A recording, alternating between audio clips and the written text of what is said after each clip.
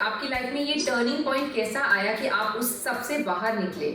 वो ऐसे कि हमेशा से मैं अबव एवरेज इंटेलिजेंट था, पढ़ाई में बहुत अच्छा था, जॉब में बहुत एक्सेल कर रहा था, जो भी जॉब में कर रहा था।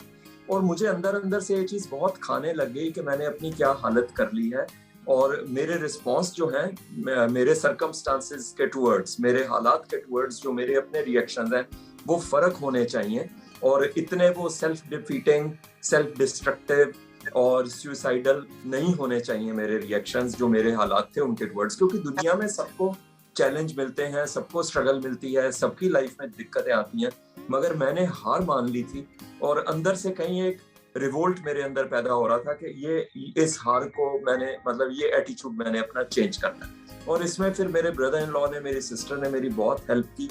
वो मुझे काउंसिल करते रहते थे, मोटिवेट करते रहते थे और उनकी एनकरेजमेंट से ही मैं धीरे-धीरे फिर इस सारी चीज़ से बाहर निकल पाया। जी, तो जैसे आपने कहा कि आपको काफ़ी सिवियर फॉर्म ऑफ डिप्रेशन था एंड आपने खुद ही इसको फाइट किया या आपने कोई मेडिकल हेल्प भी ली सर?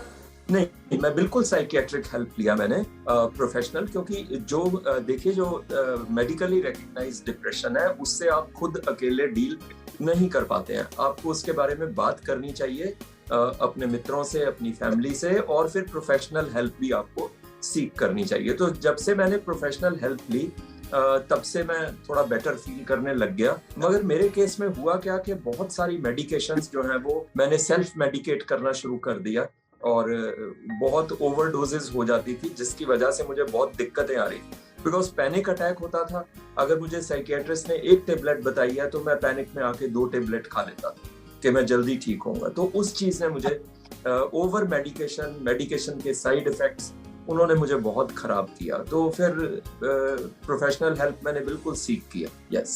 एंड और क्या-क्या आपने चेंजेस अपनी लाइफ में लाए after taking medical help, diet and everything? तो आप अपनी इस जर्नी में आपको कितना टाइम लगा ट्रांसफॉर्म होने में और आपकी खुद की तरफ से क्या एफर्ट्स थे, सोसाइटी की तरफ से क्या रिस्पॉन्स था, फैमिली की तरफ से क्या सपोर्ट था?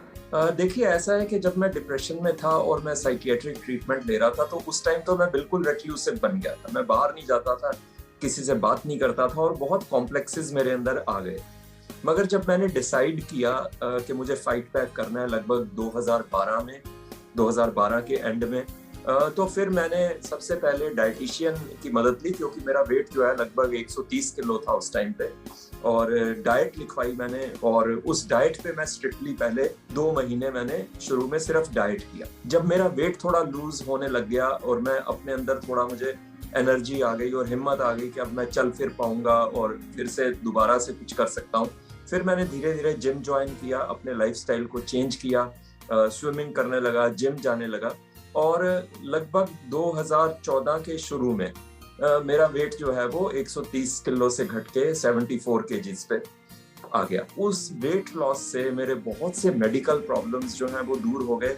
मेंटल इश्यूज जो हैं मेरे, जो पैनिक अटैक्स होते थे, जो फोबियाज थे, वो दूर हो गए। मैं ज्यादा सोशल हो गया और एक्टिव हो गया। पहले मैं घर पे ही बंद रहता था और अब मैं घर वापस जाने के लिए रेडी ही नहीं होता था। जीवन नया सा लगने लग गया, जैसे नई लाइफ मुझे मिली है।